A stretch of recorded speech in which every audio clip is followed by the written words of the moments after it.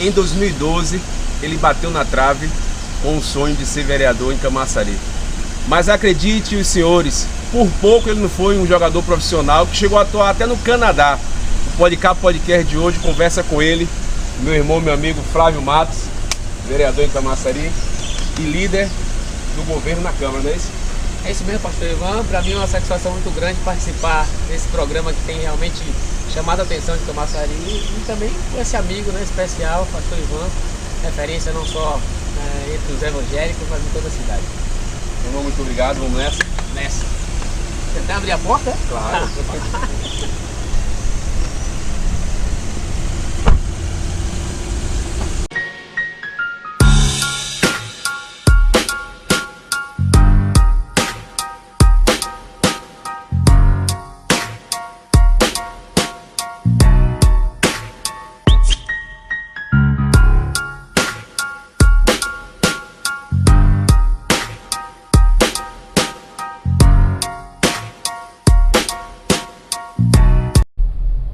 Pois é, minha gente, no dia de hoje, tenho a honra de receber meu amigo, meu irmão Flávio Matos, né? Quer dizer que por pouco você era jogador de futebol?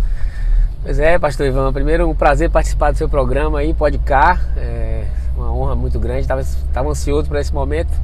Por pouco, pastor Ivan, minha vida inteira eu sonhei em ser jogador de futebol, trilhei isso, né?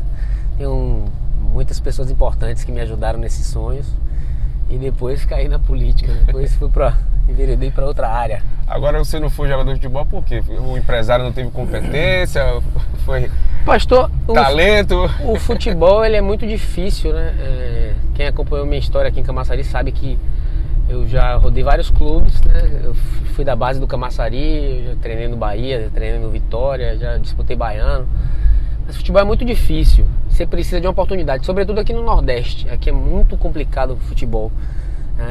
As crianças que sonham em ser jogadores de futebol aqui tem que fazer algo a mais do que as crianças que moram no Sul, no Sudeste, ou até mesmo ter algum intermediário para botar essas crianças lá no Sudeste. E eu tive essa oportunidade, né? Com 15 para 16 anos, eu tinha um empresário carioca, eu morei no Rio, né? Eu treinei no Madureira, passei pelo Fluminense, e esse empresário ele tinha uma proposta de me levar para a Itália. Eu já estava com passe vendido, já tinha procuração assinada, já estava tudo certinho, através de um empresário, até o mesmo empresário que levou Zico para a Udinese. Tinha preço definido, já estava tudo certo. Qual foi o ano de tudo que estava Isso acontecendo? foi em 1990, entre 95 e 96, era bem novinho. E aí esse empresário foi um jogador do Internacional chamado Lula, ponta esquerda, você deve conhecer. Fui jogador da seleção também. Esse era meu empresário no Brasil, que tinha uma parceria com o Lamberto, que era um empresário italiano. Esse que tinha levado o Zico para a Udinese. A gente assinou procuração e tudo mais, ficamos no Rio esperando ele, e nesse intervalo ele faleceu, Lamberto. Então a gente tentou ainda continuar no Rio, né? Já tinha passado as inscrições para o Campeonato Carioca. Ele não tinha permitido que a gente se inscrevesse. Eu falo a gente porque era aí Márcio, meu primo. E aí foi quando começamos a treinar no Madureira. Eu morava debaixo de uma arquibancada muito quente, né? Recebia o sol durante o dia inteiro e era um forno de micro-ondas mesmo. E um lugar muito sujo, né? Muito difícil de viver, mas aí o sonho tinha que enfrentar do esse adolescente desafio, você né? tem que estar. Mas aí depois de 2, 3, 4 meses lá morando, eu treinando, tava bem pra caramba. Eu tinha idade infantil, já treinava no juvenil. Foi na época daqueles jogadores Léo Lima, Souza, do Vasco, sabe? Eles eram bem famosos lá no Madureira na época, depois eles foram pro Vasco. E eu tive a surpresa de minha mãe ter ido me visitar e não ter entrado pela porta da frente do clube. Eu me lembro que na época a entrada do clube era bem bonita, sabe? Era tudo de granito, tudo de vidro, era bem bonito. Mas o alojamento dos atletas da base era algo terrível. E aí minha mãe entrou pelo fundo, o porteiro abriu a porta, ela disse que era mãe de atleta, o porteiro abriu a porta. Eu tô voltando da refeição, que inclusive a refeição era muito boa. Quando eu tô voltando pro quarto, era meu dia inclusive de lavar o banheiro. E aí minha mãe tava na porta do alojamento. Agora, Flávio, depois de tudo isso aí, você desistiu do futebol devido a essa dificuldade.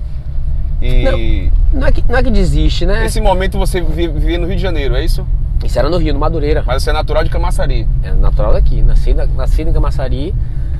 Antes disso eu joguei futsal com Dilma. Ela realmente foi uma pessoa muito, muito diferente na minha vida. Eu joguei no Águia Negra de Cito, na Bomba.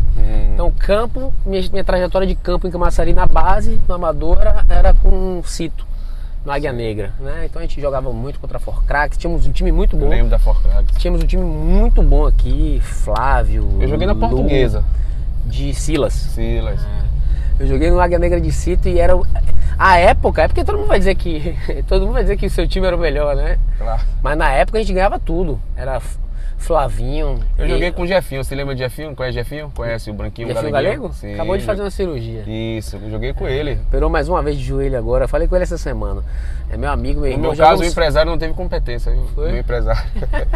Fomos campeões baianos, primeiro campeões baianos de futsal em 2013, foi o Camaçari e jogamos juntos, eu e o Jefinho. Aliás, fizemos uma trajetória inteira no futsal, né? Baiano juntos. Jogamos em diversos interiores aí, Paulo Afonso, vários interiores da Bahia a gente jogou, São Francisco do Conde, Candeias, a gente jogou em tudo que é lugar aí, o Jefinho, na época do futsal em Camaçari, né, muito forte com Dilma. Depois ela transitou pro futsal e aí Camaçari... Jefinho é mais novo que eu, né, acabou que... Mas Camaçari revelou muitos jogadores, né? Camaçari saiu daqui, é um celeiro de craques. É um celeiro de talentos, né? E falta exatamente isso, né? Hoje a gente vê, infelizmente, o Camaçari Futebol Clube, o Camaçarense não tem mais a mesma força. Eu costumo dizer muito isso, pastor. A iniciativa privada, as grandes empresas, você vê, eu posso citar aqui a Braskem, posso citar o Bradesco, né?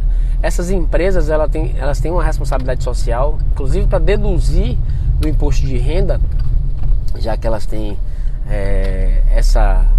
a responsabilidade social, repetindo, e os projetos sociais que elas abraçam sempre são no Sudeste, nunca são aqui no Nordeste.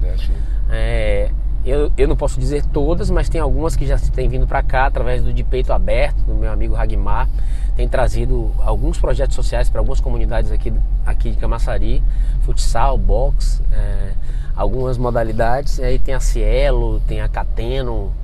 Eles têm a Elo, ele tem uma parceria com algumas empresas que já têm sido responsáveis socialmente aqui em Camaçari. Mas infelizmente ainda estamos muito longe, né? E eu espero que uma grande empresa dessa, já que o recurso público não pode ser investido em futebol, porque é um meio de oferir lucro, então os tribunais de contas não permitem mais que isso aconteça. Esperar que essas empresas façam isso e a gente retorne o nosso time profissional, porque toda criança sonha em ser jogador profissional. Verdade. É quase toda criança, né? Até também para a questão, o sonho de mudar a vida da família, né? Quando eu tinha esse sonho, eu pensava muito em minha família. Por sinal, eu devo até uma casa na praia pra minha mãe, viu? Olha aí. Que eu prometi a ela. Prometi a ela. Você ganhou com bola ou não? Não, eu prometi a ela que ia virar jogador profissional. Você deve, eu devo a minha mãe uma casa de praia. Pretendo pagar, agora não sei como, né? Pagar trabalhando. Trabalhando muito, mas não no futebol. Agora, Fábio, vem cá, me diga uma coisa. Aí você, depois dessa questão do futebol, você se formou em fisioterapeuta?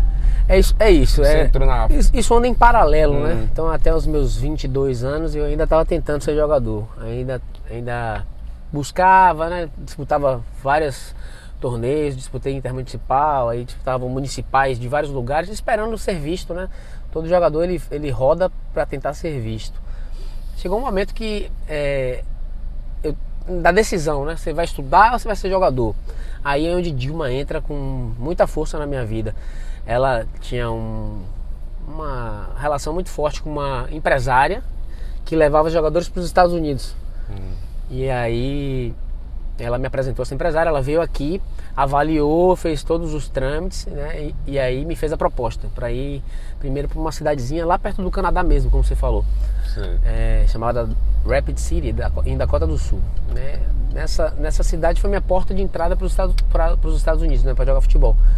E eu queria, na verdade, ser profissional. Então, meu objetivo não era estudar nos Estados Unidos, era ser profissional. Só que aqui, como a gente tem as categorias de base, nos Estados Unidos você tem lá o high school, né? e depois você tem o college, que é a faculdade. E depois do college que tem os drafts, que é que você entra no time profissional. Então não existe uma categoria de base em paralelo com a escola, é sempre dentro da escola ou dentro da universidade que os times profissionais, seja de basquete, de beisebol, qualquer modalidade, eles capturam esses atletas, né? Eles pegam esses atletas e botam nos times profissionais. Mas eu costumo dizer que Deus não queria que eu fosse jogador, porque todas as vezes que eu ia, eu batia na trave. Por exemplo, minha primeira temporada nos Estados Unidos, eu fui seleção nacional. Eu joguei bem, né? Dei entrevista em inglês arranhando. Qual é a sua posição como jogador? Meia. Dei entrevista na Fox, arranhando o inglês lá, bem inicial ainda, né? Eu tava aprendendo ainda, né? Mas eu fui bem pra caramba, assim. E aí foi quando as outras portas se abriram. Eu desci pra Flórida, mas já tudo na minha cabeça esquematizado. Tinha um time chamado Miami Fusion, que eu queria estar nesse clube. O clima mais tropical, né? Não era tão frio, lá em Dakota era muito frio. E aí eu me aproximei de lá. No ano que eu fui jogar a temporada, na minha primeira temporada, no final da temporada, o Miami fechou as operações. Eu falei, não é pra ser. Tem que, não é pra ser. É um sinal, né? Peraí, tô fazendo de tudo, fazendo a minha parte. E na hora de, né, de... E o tempo vai passando, pastor, né? O tempo vai passando, né? Você vai ficando mais velho. Aí 22 anos pro futebol já tá um pouco, já, né? Tá passando, né? Aí você começa a entender, né? Os sinais que não é pra ser, você tem que estudar, você tem que voltar pra estudar. Foi quando eu voltei em 2003, eu tinha 23 anos, e aí eu entrei na faculdade de fisioterapia.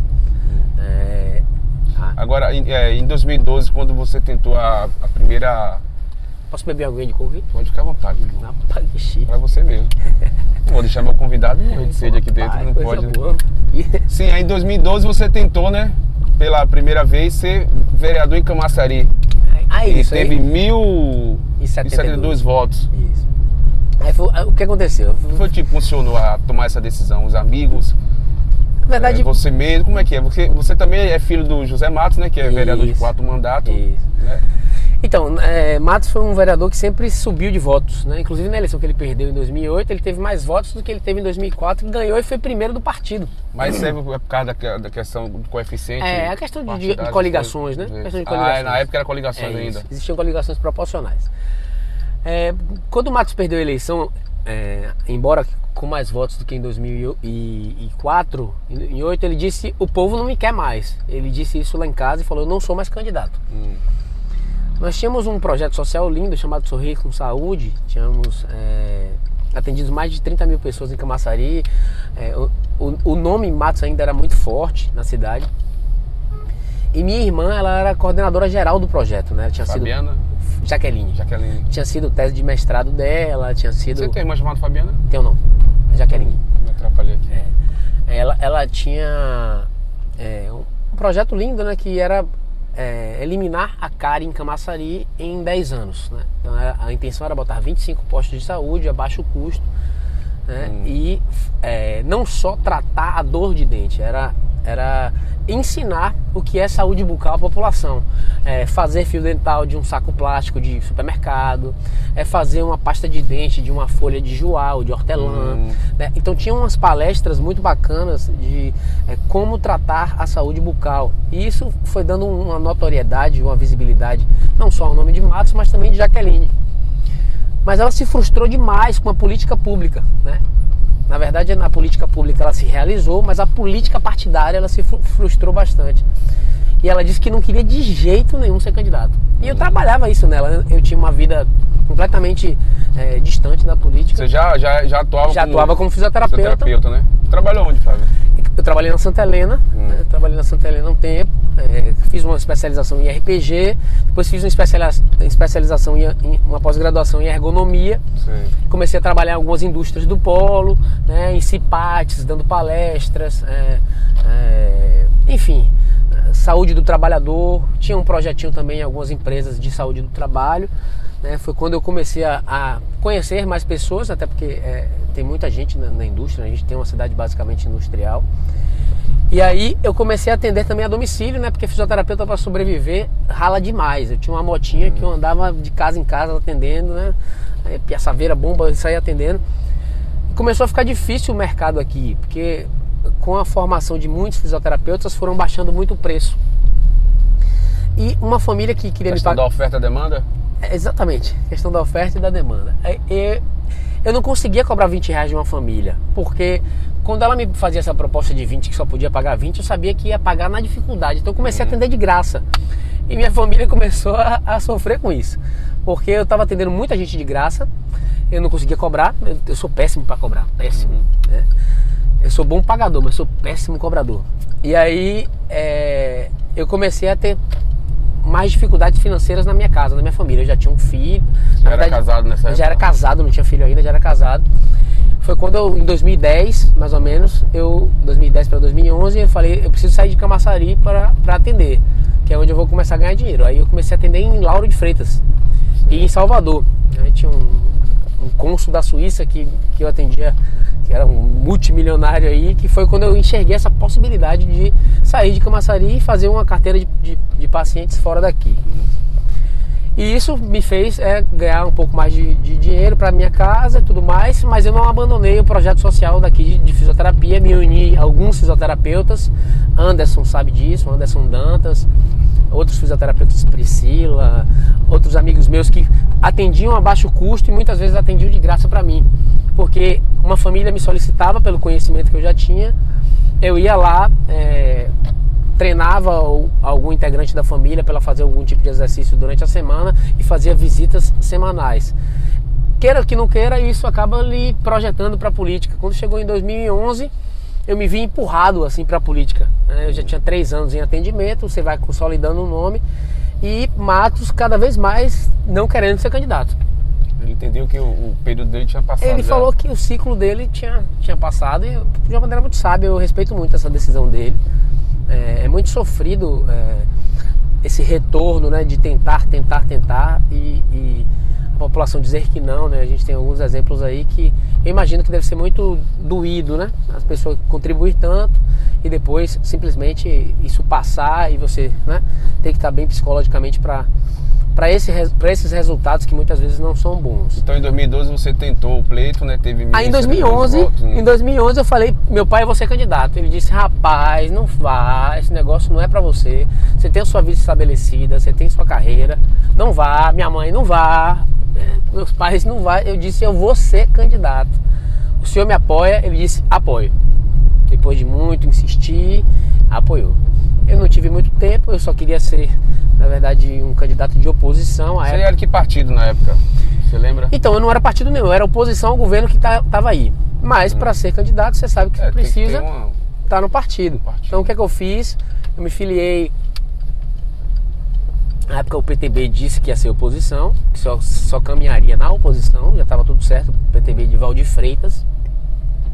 Procurei ele, falei, o senhor vai lançar o partido na oposição? Ele me garantiu que sim. Me filiei um ano antes ao partido, ao PTB, para ser candidato pela oposição. Em 2012, fez um chapão na época. Eu me lembro que até 92% da apuração estava lá eleito, Flávio Matos eleito. Eu não acreditava. Eu estava sentado na linha do trem, porque a gente estava ali na clínica, que hoje é de minha irmã, e acompanhando a apuração, e travou. Quando travou Flávio Matos eleito. Eu me lembro que eu não estava entendendo o que estava acontecendo, que minha meta era ter 500 votos, pastor. Sim. Assim, eu sou muito bem focado em resultados e pé no chão, sempre mantenho minhas expectativas em baixa, até porque eu sei que a dor da frustração é muito grande. Eu sentei na linha do trem e fiquei pensando, e agora, meu Deus? Se eu ganhar a eleição, e agora? Eu tô pensando, né? Aí nos últimos 8% eu me lembro que o Wilton de Ferrinho abriu lá, deve ter aberto lá as urnas de Monte Gordo. O Wilton de Ferrinho subiu, minha coligação fazia 6, passou a fazer 5, e no finalzinho o Jamelão ainda me passou por 27 votos. Então eu caí de eleito para segundo suplente. Segundo suplente, né? Ali eu entendi, pastor, que dava para acontecer. Ali eu entendi. Mas na hora foi difícil, né? Você chegar tão perto e não... Então não foi de jeito nenhum, porque eu tinha uma expectativa muito em baixa. Ali eu saí como vencedor, eu não considero uma derrota. É porque tem pessoas que eles almejam um pleito eleitoral como esse, né? E quando não acontece, eu chego assim, bate na trave, questão de 20, 30, 10 votos, né? Como já teve em Camaçari casos de pessoas não se eleger por um voto, outros por questão de tempo de partido. Então as pessoas, elas chegam até a ficar deprimidas, né? Isso é muito complicado. Por isso que eu peço a Deus sempre esse discernimento de manter as minhas expectativas em baixa. Porque você é sempre grato. Quando você espera muito e não acontece, você se frustra. E quando você mantém expectativas em baixa, quando acontece do seu jeito, você é grato. E quando acontece a mais, você é mais grato ainda. Então eu agradeço muito a Deus aquela eleição, porque dobrou as minhas expectativas. Na minha família, eu tinha, por exemplo, meu primo Alfrânio, ele dizia que eu passava de 1000 votos. Eu dizia, Alfrânio, meu filho, se você fizer uma festa de aniversário, der comida, der bebida, você não consegue botar 1000 pessoas? Imagine 1000 votos secretos na urna. É difícil, irmão. Pense comigo. Vamos manter nossas expectativas em baixa. 500 votos é um bom número pra gente começar. Plantar a sementinha, plantar o nome. E ele, não, vai ter mais, vai ter mais. Ele, no final das contas, ele tinha razão. A gente teve 1072 votos e projetou, né? Nesse projetar, aí em 2013, pelo resultado da urna, o prefeito Alinaldo, que hoje é prefeito, à época teve 5.545 votos. Ele foi o mais votado como vereador até hoje? Da história. Da história, né? E... Eu não tenho recordação de quem teve a maior votação. Não, ele é o mais votado da história. E aí eu entendi aquele recado que a urna deu, que a população deu, né, que Alinaldo seria o próximo prefeito. Isso na minha cabeça, né? Uhum. Conversei com o Matos e com outro primo meu que também me ajuda muito, que é Márcio Matos. E a gente falou, a gente precisa se aproximar desse cara, porque ele vai ser o prefeito e a gente precisa ajudar ele desde o início. Você já queria construir. Exatamente. Em 2013, eu, inexperiente total, conversei com o Valdir, pedi desfiliação do partido e disse que ia caminhar com o prefeito Alinaldo. Aí você já se filiou diretamente no... Não me filiei ainda no DEM, né? Aí foi questão de tempo para me filiar no DEM, porque precisava se aproximar do processo eleitoral. Mas eu conversei com ele, né? A gente sentou e conversou. E a partir dali a gente, ó Alinaldo, na época vereador, né? Vereador. Nós não queremos nada, nós queremos só ajudar a construir o projeto Alinaldo. Ele agradeceu muito, a gente começou a andar juntos a partir dali, 2013. 2014 teve aquela eleição de deputado que ele foi muito bem, né? E aí foi mais aquela projeção mesmo para virar o prefeito de hoje. Aí em 2016 você tentou Aí eu novamente. me filiei no DEM nesse caminho aí, eu não me lembro exatamente em que ano. Aí teve também uma participação importante do nosso presidente do partido, Helder Almeida, que me sugeriu esse número, 25000. Foi Helder, foi Alinaldo. Tenho também uma gratidão muito grande a esses dois, porque Matos foi ser presidente do PV para ajudar ao nosso grupo político. E aí eu não me via sendo adversário de Matos, né? Matos é meu pai, eu conversei com o Helder e com o Alinaldo, se eu poderia ir pro PV. E o Helder e o Alinaldo disseram, não vá que você não tem chance no PV, fique no DEM. Na época não era questão dos votos, que era questão de coligação, ou já tinha mudado? É porque eles tinham medo de o PV não atingir o quociente eleitoral. Sim. Então, mesmo que eu tivesse uma votação expressiva, que é o que a cidade já falava, né, nas pesquisas já dizia que eu poderia ir bem na eleição, mas a gente trabalhou pra caramba, a gente surpreendeu um pouco as expectativas e as pesquisas que tinham. Eu me lembro na época que a perspectiva era de Flávio Matos de eu ser 10º no partido, era o que tinha lá, né, Flávio Matos 10º, as prospecções, mas acabei sendo o 5º, né? O 5º colocado, e foi quando a gente se elegeu em 2016. Então, 1.794 votos. 1.794. Então sou muito grato a Helder e ao prefeito Alinaldo, né, que é o meu líder, por não ter me deixado sair do Democratas naquele momento, porque se eu tivesse ido pro PV, eu tinha perdido a eleição. Agora, Flávio, nesse período de 2012 a 2016, você continuou com esse projeto que você tinha essa questão de fisioterapeuta que está fazendo atendimento e tal? Então, eu tenho uma parceria... Teve expansão, como funcionou? Eu tenho ainda alguns fisioterapeutas parceiros meus, né, que viraram parceiros do processo político, né, do mandato, que fazem atendimentos, mas a gente não divulga isso. Sim. Nenhuma ação social do mandato Flávio Matos é divulgada. A gente não faz nenhum tipo de ação social com publicidade. Faz com a mão direita e esconde a esquerda. Exatamente. É bíblico isso, né? Exatamente. Até bíblico. Eu tenho muita dificuldade com isso, mas então a gente criou um mecanismo, né, até para estar mais perto da população relacionados ao social, né, que é o nosso parceiro Marivaldo, que ele criou um instituto chamado Mais Ação. Eu sou parceiro do Mais Ação, mas tem de outros diversos parceiros, grandes empresários da cidade, que ajudam muito o Mais Ação. Toda vez que tem uma parte social e uma família precisando de alguma ajuda, ou até mesmo nessa parte da fisioterapia, eu encaminho para esses rapazes, né? Que eles tomam conta, mas a orientação principal é não associar qualquer tipo de ajuda política. Agora, já em 2020 você teve uma crescente absurda nas urnas, né? 3.345 votos. Rapaz, é muita gente. É muita gente. Você pegou o resultado, você ficou surpreendido. Você esperava uma quantidade maior, uma crescente, né? Mas como foi sua reação? Eu vi o prefeito Elinaldo, ele faz pesquisas, né? E eu vi pouquíssimas, né? Eu não queria me entusiasmar e não perder a força de trabalho. Então, eu vi, mas mesmo assim eu tenho muita dificuldade de reconhecer, sabe? Como é que eu vou dizer isso aqui? Eu sou um autocrítico, eu sou o meu maior crítico. Então eu sempre acho que eu não estou fazendo o suficiente. Isso na minha vida inteira. Isso te impulsiona a trabalhar mais? Isso me impulsiona demais, porque eu sempre acho que, por exemplo, desde que eu entrei na política, fisioterapeuta também não tira férias, porque se tirar férias não recebe. Então desde que eu me formei em 2008, eu nunca tirei férias. Eu nunca tive um espaço de descanso de mais de 6, 7 dias. Porque eu me sinto mal comigo mesmo. E eu sei que isso é errado. Eu sei que o corpo precisa de descanso, né? A minha família precisa de mais presença. Mas eu me sinto que eu preciso dar mais de mim. E quando eu vi essas pesquisas no meio do caminho, eu queria esquecer. Eu queria trabalhar o tempo inteiro. E quando saiu esse resultado, realmente foi um motivo de muita honra, né? Motivo de muito orgulho. A cidade que nasci, que sou apaixonado, ter reconhecido um trabalho de 4 anos, né? Eu andei muito, pastor. Andei muito, me dediquei demais. Aí você enxerga, realmente, eu me dediquei demais. Porque eu sempre achava que eu poderia dar mais. Aí depois, hoje, às vezes eu paro e vou olhar no meu WhatsApp lá na época da eleição. E eu desço muito nas mensagens para olhar na época da eleição. Eu respondi muitas mensagens 3, 4 da manhã. Eu faço isso ainda hoje.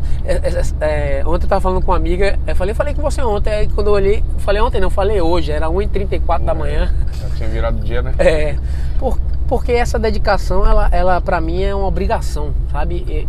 As pessoas não me procuram do nada. Elas precisam de alguma coisa. Hoje você é líder do governo na Câmara. Exatamente.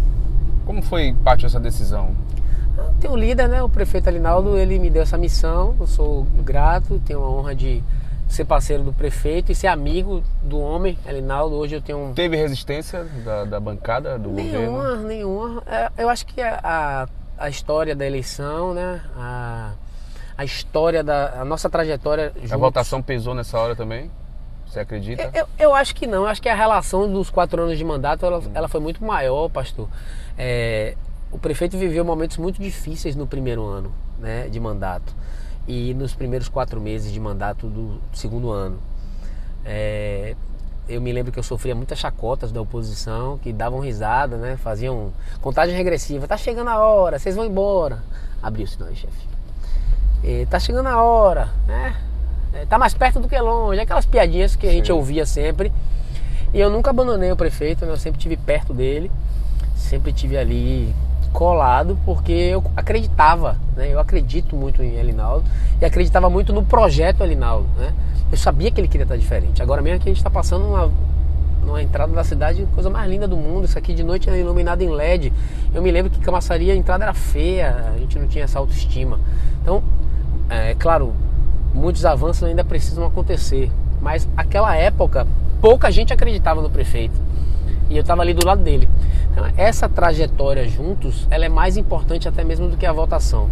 A votação reflete essa lealdade, essa entrega que eu tive ao projeto Elinaldo, ao governo Elinaldo, né? Então as pessoas entenderam que eu estava ali muito perto dele, tanto que eu e Jorge fomos um dos mais votados, né? Eu sempre falo que nessa questão da política, a reeleição é bem mais difícil do que a eleição. De você ser vereador no primeiro mandato, agora você se reeleger, assim, a população está dizendo assim, olha, nós acreditamos no seu trabalho e vamos te dar mais uma oportunidade de você trabalhar mais 4 anos, né? E é bem mais difícil, né? Com certeza. A cobrança é maior, né?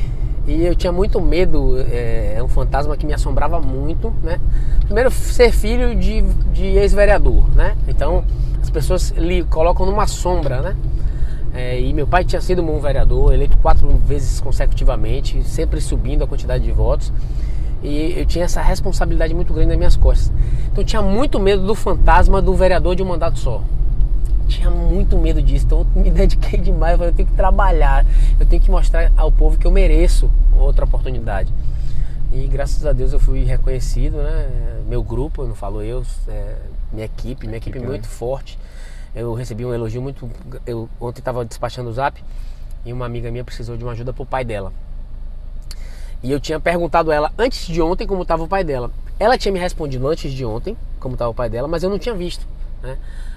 Ontem foi sábado, né? Quando foi à noite eu fui falar com ela no Zap. Ela me disse, não, sua equipe já resolveu, Dadai ligou pra mim e entraram em contato, já levou pra Salvador, já fez, já aconteceu, já tô amparada. Então eu fico muito feliz com o trabalho isso. da equipe, né? A equipe me ajuda muito. Uma equipe de um vereador, ele tanto levanta como derruba, né? Com certeza. Se trabalhar errado, Eu peço assim a minha equipe, peço muito a Deus também, para que ninguém se envaideça, né? O prefeito me diz sempre isso, ele me fala você não sabe do seu tamanho, ele fala pra mim, você não tem noção do seu tamanho. Eu sempre digo pra ele, eu tenho 1,73 m, né? Brincando, porque eu não quero que isso seja motivo pra minha equipe se sentir melhor do que ninguém, entendeu, pastor? Nós somos todos iguais. Continuar trabalhando, né? E a gente precisa provar todos os dias. Eu costumo dizer que eu tenho que participar de um concurso de 4 em 4 anos, né? É verdade. Então, fala um pouco, Flávio. Eu tenho que dar o melhor de 4 em 4 anos, né? E a equipe tem que estar acompanhando essa trajetória. Fala um pouco sobre o gabinete de rua, como é que funciona? Tem essa questão. Então, rapaz, isso aí estourou na minha cabeça como uma ideia, né? Antes de você falar, como é que Dona Salma, sua esposa, como é que ela reage? Porque você é uma pessoa muito intensa, você fica praticamente domingo a domingo. Essa questão familiar, porque o vereador, ele é um homem do povo, né? Isso. Mas eu vi que você tem essa questão do gabinete de rua, que é praticamente... Você tem sessões dia de terça e de quinta, né? Isso. E tem essa questão... E gabinete de rua não tem dia, não tem domingo, hora. praticamente? Praticamente domingo a domingo. Às vezes eu faço uma compensação, né? Se eu tiver o gabinete de rua for sábado, aí eu fico domingo com a família. Ou se o gabinete for domingo, eu faço o contrário. Ou se eu fizer gabinete de rua sábado e domingo, no outro final de semana eu tiro pra família. Ela é uma pessoa muito compreensiva, entendeu, pastor Ivan? Ela sabe que política é missão e eu agradeço muito a Deus por ter colocado ela na minha vida, porque ela é muito compreensiva nessa parte. Ela tem realmente me ajudado, né, porque ela tem que cuidar dos filhos, né, tem que cuidar das crianças, né? É psicóloga. Ela sempre puxa minha orelha com essa parte de compensação que é importante, né? Eu tenho que acompanhar o crescimento dos meus filhos também. Mas eu considero a política uma missão mesmo, então eu me entrego de corpo e alma a esse processo político, porque para mim a cidade precisa de bons políticos e eu quero estar nesse rol aí de construir história, construir legado. Você é pai de Davi e Flavinho, qual a idade dos seus filhos? Davi vai fazer 9 anos, né? Tem 8 anos, e Flavinha tem 2 anos. Flavinha, é um casal. Eu falei Flavinha, desculpa, Flavinha. Não tem problema não. Flavinha e Davi são minhas duas preciosidades. Hoje de manhã eu tava lá brincando com eles, são realmente incríveis. Deixa eu ver se eu tenho uma foto aqui para te mostrar da minha família. Mas é isso, Eu queria... Você vai mostrar. Flávio, qual vai ser o seu grande legado como um político? Olha só, deixa eu mostrar o pessoal. Olha só minha família. Olha aí. Qual vai ser o seu grande legado como um político em Camaçari? Pastor, eu costumo dizer que eu tenho um jeito próprio de fazer política. Não quero ser melhor, não quero ser pior do que ninguém. Mas eu estava dizendo isso a um amigo aqui da Câmara, não sei se ele permite que eu diga o nome dele, porque ele trabalha contra o vereador, mas ele vai saber, se ele assistir o vídeo ele vai saber que é ele, inclusive é o aniversário dele hoje. Pode ficar à vontade, quiser falar. Eu não sei se ele me autoriza, mas enfim, eu estava dizendo para ele que eu nunca conspirei contra ninguém, eu nunca desejei o mal de ninguém, eu nunca operei o ódio ou o mal, eu nunca fiz fake news, eu nunca disseminou contendas? Nunca disseminei ódio ou mesmo as fraquezas pessoais de algum político que é adversário a mim. Nunca fiz isso. Eu nunca fiz isso. Mas como a população vai te ver? Digamos que daqui a É isso. 20 anos. Eu ia chegar exatamente aí. Eu nunca fiz isso por quê? Porque eu só dou o que eu tenho dentro de mim, que é amor. Eu sou um cara amoroso com os meus amigos, eu sou um cara amoroso com a minha família e eu tenho que ser um cara amoroso com a minha cidade. Então, o que é que eu quero deixar, na verdade? Quando eu passar, porque eu vou passar, né? A cidade fica e Flávio Matos passa. Quando eu passar, eu quero que as pessoas lembrem de mim assim, né? Não com uma disputa ou com um ódio, mas sim com... Rapaz, aquele cara era do bem. Aquele cara era um cara parceiro, era um cara que era disponível, trabalhador, né? Eu quero isso. Né? Você tem uma boa relação também com os vereadores de oposição? Tem, né? Tenho muito boa. Uns mais, outros menos, né? A gente tem bandeiras distintas, mas eu respeito muito, né? Saiu do plenário ali. O objetivo é comum, né? A gente está querendo ver a cidade melhorar. Claro, cada um tem seu projeto político, né? De grupo, né? Definido. Uns querem estar no poder, os outros querem continuar, né, administrando a cidade. Isso faz parte, é natural, respeito. Antes de ser vereador, existem ali pais de família, filhos, amigos, irmãos, vizinhos. Então são pessoas que merecem nosso respeito, porque além de ser de Camaçari, querem o bem de Camaçari. Correto. Flávio, se eu te perguntar aqui para a gente já finalizar, qual o seu grande sonho? Você tem um grande sonho, quer falar? Pessoal, político. Você fala sonho concreto? De realização, um sonho seu. É como eu disse, eu sou muito grato a Deus por tudo que tem me acontecido na vida. Eu não prospecto grandes sonhos assim materializados de você isso ou você aquilo. Eu faço o meu trabalho, deixo a população e deixo decidir. Então, eu não tenho assim um grande sonho definido. Eu tenho peço muito a Deus saúde para mim, para minha família, para meus amigos. Porque nada que você atingir adianta se você não tiver saúde. Então, eu não faço assim idealizações para os próximos 10 anos, não. Eu vivo hoje, eu trabalho no hoje. Se esse resultado lá na frente vier de alguma forma, eu vou agradecer a Deus, pegar com unhas e dentes e dar o melhor que eu puder dar. Olha, eu queria te presentear aqui.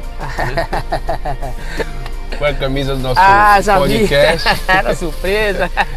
Rapaz, eu não posso deixar você sem essa camisa aqui, irmão, né? Eu já tava com ciúme, viu? Eu tava com ciúme. Olha aí. Muito obrigado. Usar, vou usar, com certeza. Sério, vai usar mesmo? Com certeza. Já vou usar hoje. Pra você ver nos stories hoje, que eu vou ter agenda. Vou usar hoje. Obrigado, pastor. Obrigado Meu mesmo. amigo, pra gente terminar, eu queria que você deixasse uma mensagem especial para o povo de Camaçari. A gente está vivendo um momento difícil no Brasil todo de desemprego. Eu estava conversando com uma amiga de Salvador, falei, o mundo está estranho. O mundo tá doente. Eu queria que você deixasse um minuto, uma mensagem de fé, de esperança, em especial para o povo de Camaçari, né, onde você dedica as suas forças como político, né, como também um fisioterapeuta, que é fisioterapeuta, não está atuando porque está na questão política. Isso. Você tem um minuto para fazer essas saudações. Primeiro eu quero agradecer a Deus pela sua vida, pastor. Obrigado. O senhor que é aí um intercessor de cuidar de pessoas. Eu acho isso muito importante. Eu me inspiro muito, não só no senhor, mas nas pessoas que têm muita fé. Eu quero deixar uma mensagem de compromisso com as pessoas de Camaçari que me conhecem, sabem da minha batalha, sabem do meu trabalho, sabem dos meus sonhos, assim, de ver essa cidade cada vez melhor. Reafirmar isso nesse novo ano, desejar um 2022 de mais saúde, mais oportunidades. Estamos ainda muito carentes de oportunidades de emprego. Que os gestores, sobretudo os da esfera federal, deixem o ódio de lado, que busquem mais esse amor. O povo precisa de mais esperança, precisa de mais união, menos revanchismo, menos rivalidade. E é isso que eu clamo, né? Que a gente tenha cada vez mais políticos pensando na integração de pessoas, na conexão de pessoas e não no afastamento delas. Então é essa mensagem que deixo, reafirmando esse compromisso que eu tenho com a verdade e com o trabalho. Tamo junto. Eu agradeço muito a Deus e agradeço a Flávio Matos por essa oportunidade. A gente conseguiu encaixar na agenda dele hoje e fazer esse podcast aí. Eu que agradeço, pastor, o telefone não para aqui, mas eu que agradeço a oportunidade. Deus te abençoe e continue sendo esse cara especial, não para mim só, mas para toda a Camaçari. Valeu, Deus abençoe, tamo junto. Você que acompanhou o vídeo, dá aquele like aí, curta, compartilhe, se inscreva no canal pra gente crescer junto, né? Podcast, né? Podcast diferente. Eu já tive a honra de participar, falta você. Ah, e também só falar aqui que você tem um podcast, né? Ah, é o Camassa Podcast, estamos de férias. Retorna quando? Já tem dado para retornar? Acho que fevereiro ou março a gente retorna com fé em Deus. Todas as quintas-feiras, às 19 horas. Às 19 horas. E o senhor vai estar lá, né? Falta a sua presença. Espero o convite aí, estaremos lá. Já está convidado. Valeu, pessoal, tamo junto, Deus abençoe. Amém. E lembre-se que juntos nós somos um. Valeu!